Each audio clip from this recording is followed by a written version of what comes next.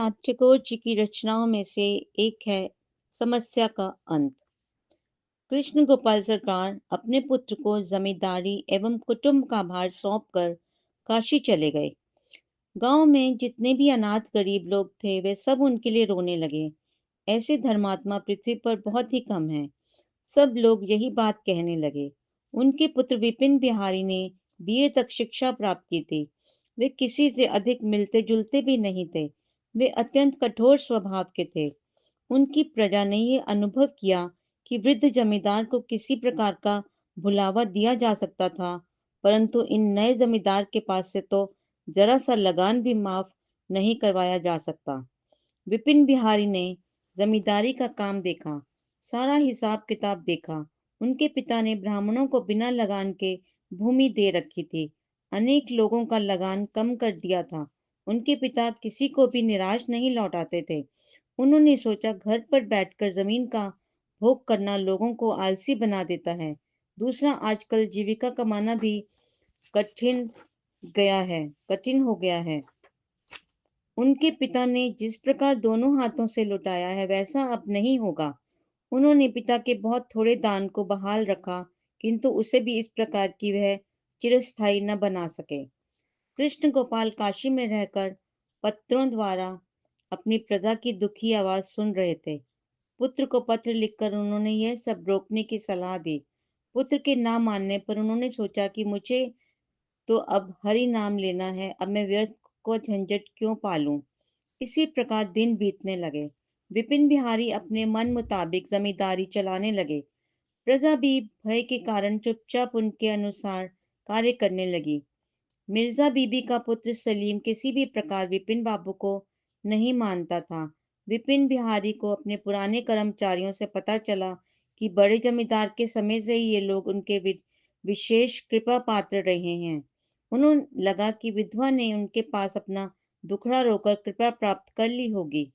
उनकी दशा देखकर भी नहीं लगता था कि वे कभी विपन्न रहे होंगे। उसे लगता था कि उसकी संपत्ति का एक बड़ा भाग उन्होंने हड़प लिया है।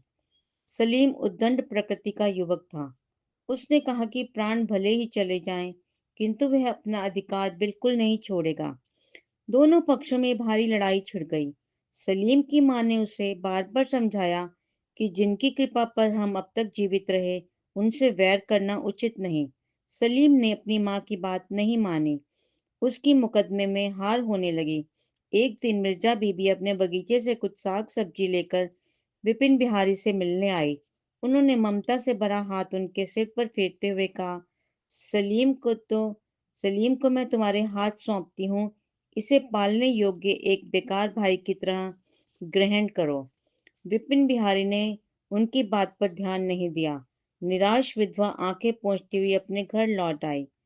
मुकदमा फौजदारी कोर्ट, दीवानी कोर्ट और फिर हाई कोर्ट तक चला। सलीम कर्ज के बोझ से दब गया। कर्जदारों ने नोटिस जारी करवा दिया और सलीम की संपत्ति की नीलामी की तारीख तय हो गई। एक दिन हाट का दिन था। नदी के किनारे बाजार लगता था। बरसाती नदी भरी हुई थी। आकाश में बादल छाए हुए थे। सलीम भी बाहर बाजार आया था, किंतु उसके पास एक भी पैसा नहीं था। कोई उसे उधार भी नहीं देता था। शाम को विपिन बाबू भी घूमने निकले। साथ में दो तीन लठैत भी थे। अचानक सलीम हाथ में कटार लेकर विपिन बिहारी की तरफ भागा। लोगों ने उसे बीच में ही पकड़कर पुलिस को सौंप दिया। विपिन के अंतःपुर की स्त्रियां इस घटना को सुनकर सन्न रह गई। सलीम की मां इस घटना से व्यथित हो उठी। इसी प्रकार 3 दिन कट गए। अगले दिन डिप्टी मजिस्ट्रेट की अदालत में विचार का दिन था। विपिन बिहारी को गवाही देने अदालत जाना पड़ा। इससे पहले किसी जमींदार को वहां नहीं जाना पड़ा था। अदालत में पहुंचने पर एक लठैत ने विपिन बिहारी को सूचित किया कि उसके पिता एक वट वृक्ष के नीचे उसे बुला रहे हैं। उन्होंने अपने पिता से पास ही एक वकील के कमरे में चलने के लिए कहा, किंतु उन्होंने मना कर दिया। उन्होंने पुत्र को आदेश दिया कि सलीम को जिस उपाय से मुक्ति मिले, तुम्हें वह उपाय करना है। उसकी संपत्ति भी लौटानी है। विपिन बिहारी ने कहा, मैंने अयोग्यता के आधार पर अनेकों का दान बंद किया है। आपने कभी कुछ नहीं कहा, फिर सलीम पर इतनी कृपा क्यों? कृष्ण गोपाल ने कहा, सलीम के पिता हमारे वंश का हिस्सा रहे हैं, अब तुम्हें कर्मानुसार अपना कार्य करना है। यह कहकर कृष्ण गोपाल लौट गए। मजिस्ट्रेट विपिन का मित्र रहा था, अतः मामला गोलमाल करके निपटा दिया गया। सलीम की स्थिति पहले जैसी हो गई थी। मुकदमे के समय कृष्ण गोपाल आए थे। ये बात लोग जान गए थे और दबी जुबान में कानाफूसी कर रहे थे।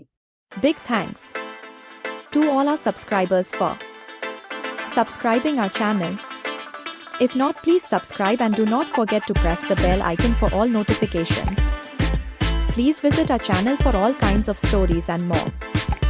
Thank you.